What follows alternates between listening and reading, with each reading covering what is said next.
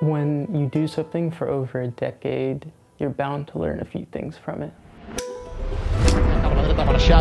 Assistència de Xavi, més cap a la dreta per Messi, Messi, Messi, Messi, Messi, Messi, Messi, Messi, immens Messi, encara Messi, encara Messi, encara Messi, encara Messi, encara Messi, encara Messi, encara Messi, encara Messi, encara Messi, encara Messi, encara Messi, encara Messi, gol, gol, gol, gol, gol! Suddenly good chance, running back chance for Cristiano Ronaldo! 2-2! Ronaldo becomes the first player to score!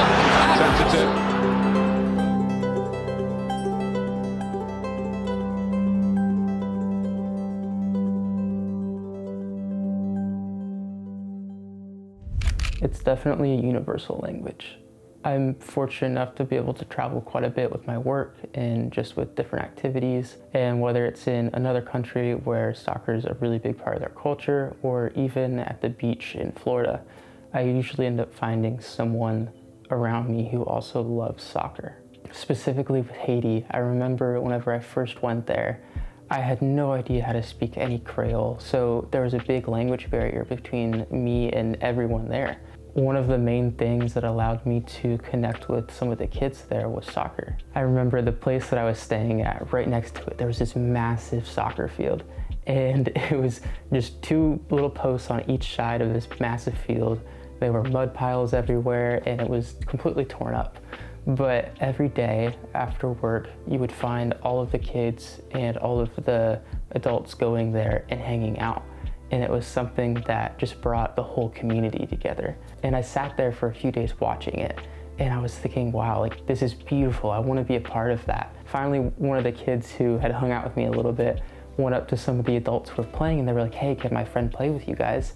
So he kind of pushed me out there. And at the time it was funny because they were playing shirts versus skins. And of course I was put on the skins team. So I take off my shirt and you see just this little scrawny white boy running out there, and that was me.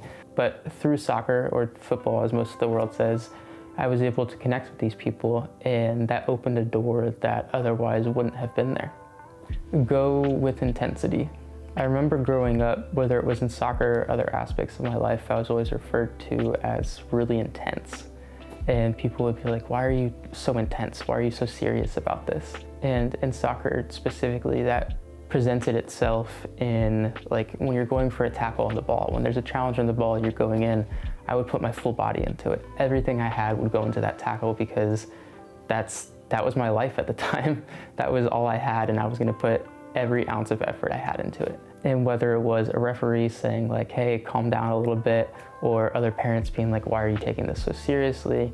It was something that after a while I started to kind of shrink back a little bit, because I was like, okay, I'm a little bit insecure that all these other people are saying I'm being too intense. And I think after being in the game for a while, when you're younger, putting your all into it can be viewed as a bad thing because other kids might not have the same energy. But as you get older, people want you to become more and more intense. So it's something that you get rewarded for as you get older.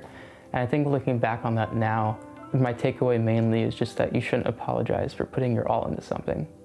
And being more intense definitely doesn't make you any better than someone who doesn't want to put their all into it. But in the same way, you shouldn't shrink yourself back to make other people more comfortable.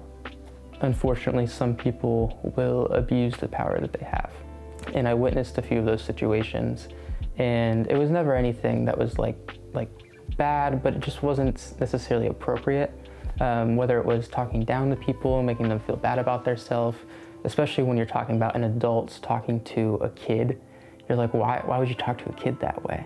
And a lot of those experiences just stuck with me. While in soccer, it taught me that sometimes you have to put up with a ref when they're being unjust or unfair. In life, when I get to choose the people who I'm surrounded by, I'm going to choose the people who are not going to abuse their power. Growth doesn't always mean forward movement. Soccer is primarily a game of occupying space.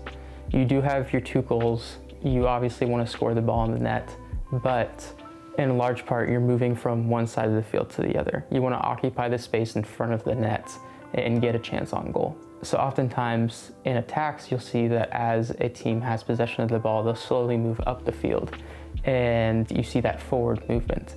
But as I got older, as the style of game got more and more complex, there was more technique in it, there was better coaching, we learned that sometimes you shouldn't always force the ball forward. Oftentimes you can pass back, go to your center back, go to your goalkeeper, switch the sides of the field, that way you can attack from another angle.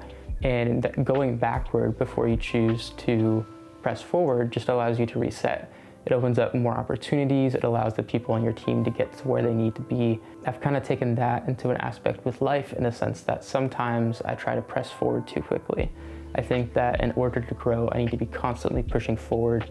I don't take the time to reset. I don't swing around to the other side and try approaching it from a different angle.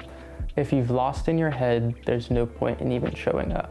That sounds a little bit intense, but something that I found in my experience was that there were times where I would get in my head about a game. And before I even showed up, I would be thinking about who the best player on the other team was, how I was gonna have to defend them, and how they were super fast, super strong. They were known for scoring a ton of goals, and I would become intimidated. Not by anything the other player did, but simply by my outlook towards them. I would be scared, and because of that, I would be hesitant in touching the ball. Anytime they had the ball, I would give them too much space, and I would just play terribly. Before the game even started, I had lost because in my head I had given up. And I'd like to say that throughout my years of soccer, I got better with having a better mental mindset. And unfortunately, it got worse because I was struggling with depression and a lot of other mental things. But fortunately, whenever I look back at it now, I can take those lessons and apply it into other areas of my life. So whether it's in business or friendship or any aspect of life, I want to go into something with a mindset that I'm not just going to lose. Having that negative mindset just allows things to continue to spiral. And in my experience, when I go into something thinking, okay, this is already going to go bad, then I just find ways to prove myself right. So now if I go into a situation, rather than thinking about the outcome or putting myself down before it even starts or vice versa, I try to think about the things that I can control, like how much effort I'm putting in, how much does this mean to me? How present am I going to be? Am I going to listen? Am I going to put in all of my strength, all of my mental strength? And showing up, putting all of myself into it and being present at least gives me the chance to fight a fair battle or be there and fully experience it, whatever the situation is, whether it's a game or a tough conversation with a family member, etc. It's just important not to put yourself down before it's even started.